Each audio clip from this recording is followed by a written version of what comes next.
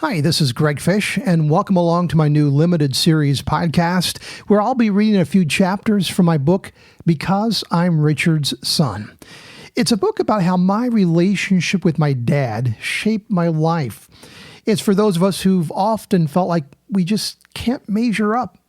Perhaps it will help you put the pieces of your story together.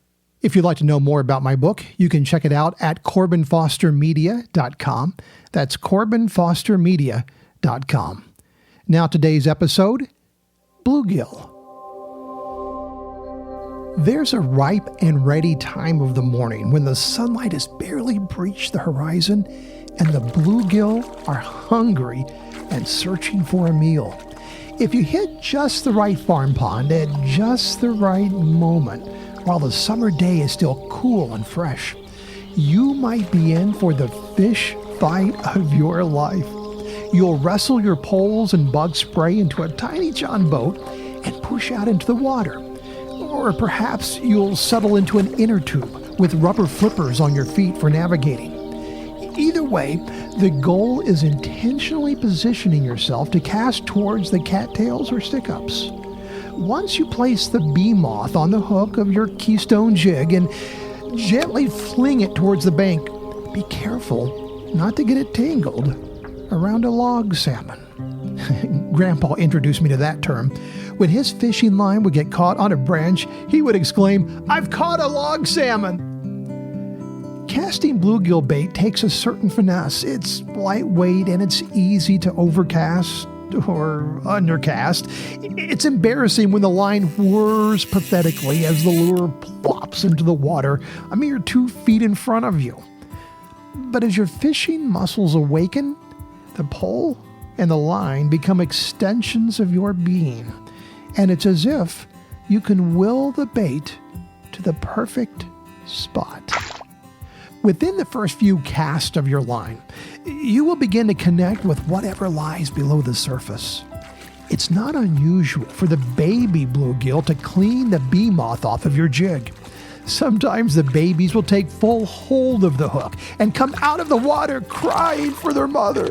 You can only remove them from the snare and return them to the murky water with a quick flick of your wrist. Soon, if a keeper is lurking and hungry, you're in for one of the great thrills of your day. When a pan-ready bluegill takes the bait and you properly set the hook, you will think you have a 10-pound whopper on the line. The bluegill is a fighter. He may not be the largest of the freshwater fish, but he puts up a big boy struggle. "Bring him on in, son, bring him in." Dad would laugh as he cheered me on in the battle between fishes. It was a competition to see if the water-dwelling variety had enough moxie to elude the man who bore the last name Fish. "That one's a keeper, son," Dad would proclaim.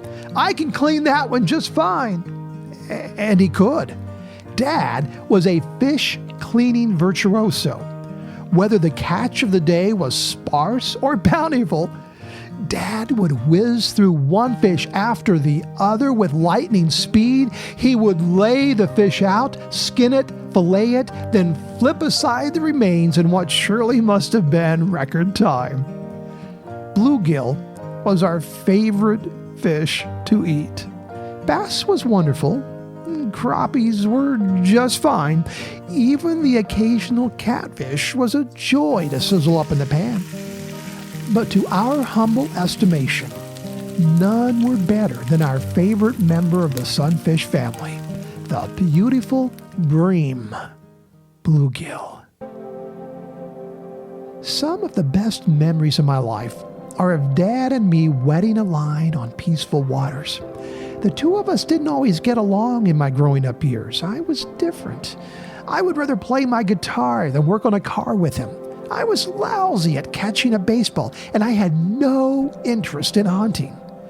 But there was fishing. I loved it. And those fishing trips with Dad are among the gold in the treasure chest of my mind. From time to time, those sweet memories of my father return. when the day is ripe and ready, and the conditions are good, when the waters are still and the line goes deep, my heart will latch on to another story of bygone days. As I reel it into my mind, somewhere in the distance, Dad still cheers me on. "That one's a keeper, son. Bring it in." Dad has been gone for too many years now. I say gone, but I know right where he is. He's still encouraging me from the banks of heaven, if such a divine observation is allowed. Dad is in my heart, occasionally in my actions, and always in my character. I love the keepers. They sustain me. They feed my soul. Those beautiful memories serve as navigation points for my journey through life. Today, once again, I paddle my boat into position and I artfully fling the line of my pole into the cattails of time. I anxiously wait for the next recollection to take hold, and then I relish what I recall. And I never take those memories for granted. They help me to understand the ancient words from the Bible a bit better. Lead me by your truth and teach me, for you are the God who saves me. Psalm 25:5, New Living Translation. We are all taught by the collection of ideologies that we learn to be true. Some will relate to my stories of Dad, and some will find them to be foreign and strange. But each of us has learned from our stories and encounters with life. My journey with Dad taught me to understand that God's words are true, and I can learn from them and find my sense of direction. I don't need a fishing pole in my hand to remember how to cast bluegill bait. It's muscle memory. Give me a pole and a pond, and I can find my target. I can finesse my way to the prize. I learned how to do this because I've learned of the trustworthiness of my Father in heaven. I've learned this because of the dependability of my earthly father. I know there is hope because I'm Richard's son.